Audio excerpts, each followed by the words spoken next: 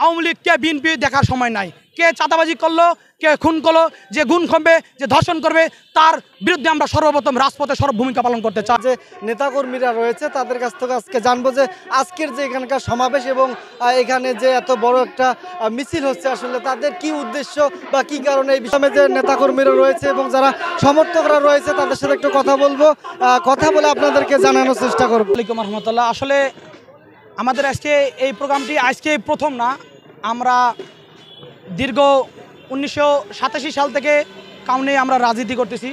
ইসলামী আন্দোলন আমাদের সারা দেশব্যাপী রাজপথে সরব আছে। যখনই ইসলাম দেশ মানবতার প্রয়োজন হয়, ঠিক অন্তিম মুহূর্তে ইসলামী আন্দোলন বাংলাদেশ কর্মসূচি দেয়।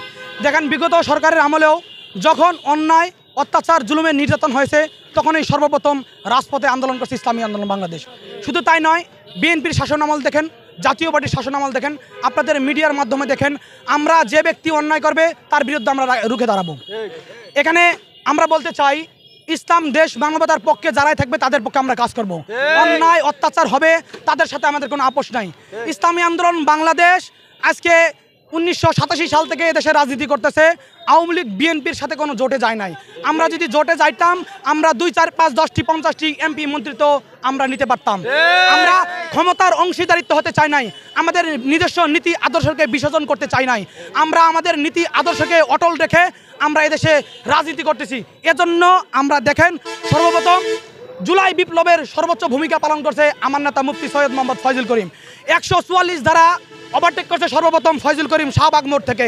উনি বুকের জানে যে আজকের এই আন্দোলনে যদি আমরা সফল হতে না পারি, আগামীকাল থেকে আওয়ামী লীগের দুঃশাসন, নিপীড়ন, নির্যাতিত হতে আমাদের জীবন চলে যাবে, এটা আমরা জানতাম। প্রয়োজনীয় রাষ্ট্র সংস্কার, জুলাই গণহত্যার বিচার ও আগামী জাতীয় সংসদ নির্বাচন সংখ্যানুপাতিক পিয়ার পদ্ধতিতে আদায়ের দাবিতে পীর সাহেব চরমোনাই ঘোষিত কেন্দ্রীয় কর্মসূচির অংশ হিসেবে ইসলামী আন্দোলন বাংলাদেশ কাউনিয়া উপজেলার শাখার আয়োজনে আজকের গণজামায়াত ও বিক্ষোভ মিছিল অনুষ্ঠিত হলো।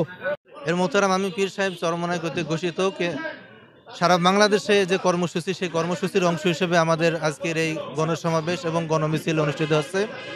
আমাদের এই গণসমাবেশ থেকে আমরা 3টি দাবি জানাচ্ছি। সেটা হলো প্রয়োজনীয় রাষ্ট্র সংস্কার, গণহত্যার বিচার এবং পিআর পদ্ধতিতে নির্বাচন। এই 3টি দাবির প্রতি আমরা সারা বাংলাদেশের জনগণকে সচেতন করতেছি। সারা বাংলাদেশের জনগণের কাছ থেকে আমরা আওয়াজ উঠাতে চাচ্ছি। এই দাবির সঙ্গে তারাও একমত প্রকাশ করবেন এবং এই দাবির সঙ্গে একাত্মতা পোষণ করে তারা আমাদের সঙ্গে মাঠে থাকবেন এবং সামনের নির্বাচনে এই বাংলাদেশের জনগণকে আমরা আহ্বান জানাবো, ইসলাম দেশ ওর মানবতার কল্যাণে তারা যেন ইসলামী আন্দোলন বাংলাদেশের পাশে থাকেন, সার্বিক কর্মসূচিতে তারা যেন অংশগ্রহণ করেন। জি, আমরা পিআর পদ্ধতি সম্পর্কে দীর্ঘ আলোচনা করলাম এবং আমাদের কাছে এই যে আপনারা লিফলেট দেখছেন, প্রচারপত্র, এই প্রচারপত্রের মাধ্যমে সারা বাংলাদেশে আমরা জনগণকে সচেতন করতেছি, জনগণকে জানাচ্ছি যে আসলে পিআর পদ্ধতি কি, এটার সুবিধা কি, এটা না থাকলে অসুবিধা কি, আমরা সারা বাংলাদেশে জানাচ্ছি মানুষকে। আজকের এই সমাবেশ হচ্ছে সংস্কার, প্রয়োজনীয় রাষ্ট্র সংস্কার, বিচার এবং পিআর পদ্ধতিতে নির্বাচন। পিআর পদ্ধতিতে নির্বাচন, যেই নির্বাচনের কোনো মানুষের ভোট নষ্ট হবে না, 100% ভোটের মূল্যায়ন হবে।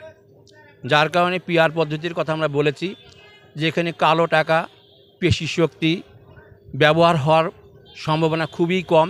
যেহেতু কোনো জায়গায় কোনো প্রার্থী থাকবে না, মানুষ দল এবং দলের মার্কায় ভোট দিবে। প্রার্থীরা যেখানে ভোট করে সেখানে তারা কালো টাকা, পেশি শক্তির ব্যবহার করে, ব্যালট ছিনতাই করে, দিনের ভোট রাতে হয়ে যায়। এই সমস্ত জিনিস থেকে মুক্ত করার জন্য, নির্বাচনকে পরিচ্ছন্ন করার জন্য আমরা এই পিআর পদ্ধতির কথা বলেছি, যা পৃথিবীর প্রায় 92টা দেশে রয়েছে এবং বাংলাদেশের মানুষ পিআর বোঝে না তা না, জরিপ করে দেখা হয়েছে প্রায় 71% মানুষ পিআর পদ্ধতি চায় বাংলাদেশে। বাংলাদেশের পিআর পদ্ধতি, বাংলাদেশে আমরা বারবার নির্বাচন দেখেছি, বারবার সরকার বদল হতে দেখেছি, কিন্তু আমরা কারো চরিত্র বদল হতে দেখিনি। চরিত্র বদল করার জন্য, সৎ লোকের, ন্যায়পরায়ণ লোকের, যোগ্য লোকের শাসনের জন্য আমরা পিআর পদ্ধতির কথা বলেছি, যে এখানে দলের মার্কায় ভোট দেবে, দল তাদের যত শতকরা পার্সেন্ট ভোট পাবে, যত পার্সেন্ট ভোট পাবে তত পার্সেন্ট সে সংসদে এমপি পাঠাতে পারবে, সাংসদ পাঠাতে পারবে এবং তারা তাদের যোগ্য লোকদেরকে বেছে পাঠাতে পারবে। আর আগের থেকেই যাদেরকে বেছে পাঠানো হয় তাদের তো 98% দুর্নীতিবাজ। টিআইবি বলেছেই, ট্রান্সপারেন্সি ইন্টারন্যাশনাল বাংলাদেশ থেকে বলা হয়েছে তাদের 98% দুর্নীতিবাজ। এই দুর্নীতিবাজদেরকে ঠেকানোর জন্যই আমরা চেষ্টা করে যাচ্ছি, জনগণকে সচেতন করার সর্বাত্মক চেষ্টা চালিয়ে যাচ্ছি। আপনারা দোয়া করবেন যেন এই দেশকে আমরা শান্তিময় করতে পারি, কল্যাণময় করতে পারি, কল্যাণমূলক রাষ্ট্র গঠন করতে পারি, যেটা আমাদের ম্যানিফেস্টোতে রয়েছে। খোলাফায়ে রাশেদার নমুনায় বাংলাদেশকে কল্যাণ রাষ্ট্র প্রতিষ্ঠা করা, তা আমরা করতে পারি এই আশাবাদ ব্যক্ত করছি।